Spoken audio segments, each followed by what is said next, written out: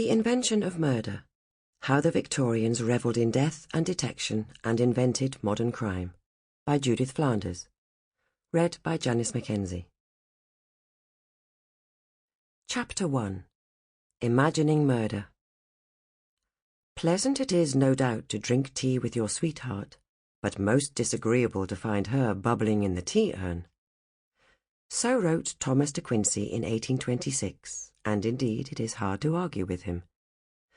But even more pleasant, he thought, was to read about someone else's sweetheart bubbling in the tea-urn, and that, too, is hard to argue with.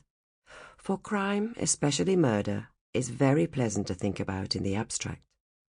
It is like hearing blustery rain on the window-pane when sitting indoors.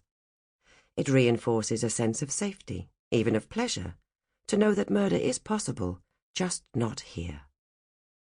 At the start of the 19th century, it was easy to think of murder that way. Capital convictions in the London area, including all the outlying villages, were running at a rate of 1 a year. In all of England and Wales in 1810, just 15 people were convicted of murder out of a population of nearly 10 million. 0.15 per 100,000 people. For comparison purposes, in Canada in 2007-8, the homicide rate was 0.5 per 100,000 people. In the EU, 1.8 per 100,000. In the USA, 2.79, while Moscow averaged 9.6 and Cape Town 62 per 100,000. Thus, when on the night of the 7th of December 1811, a 24-year-old hosier named Timothy Marr, his wife, their baby, and a 14-year-old apprentice were all found brutally murdered in their shop on the Ratcliffe Highway in the East End of London, the cosy feeling evaporated rapidly. The year 1811 had not been kind to the working classes. The French wars had been running endlessly, and with Waterloo 4 years in the future, there was no sense that peace, and with it prosperity, would ever return. Instead, hunger was ever present. The wars and bad harvests had savagely driven up the price of bread.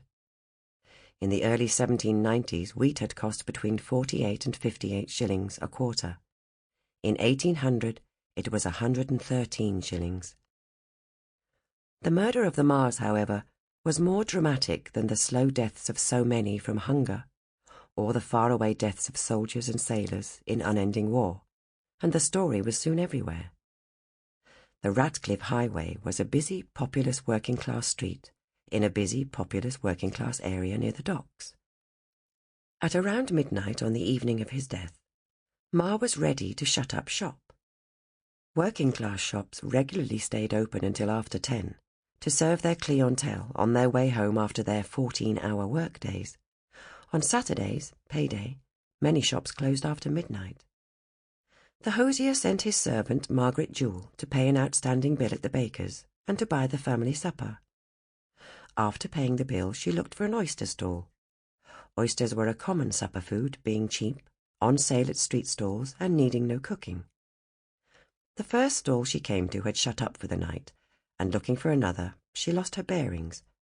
Before gas lighting, streets had only the occasional oil lamp in a window to guide passers-by, and was away for longer than expected, returning around 1 a.m.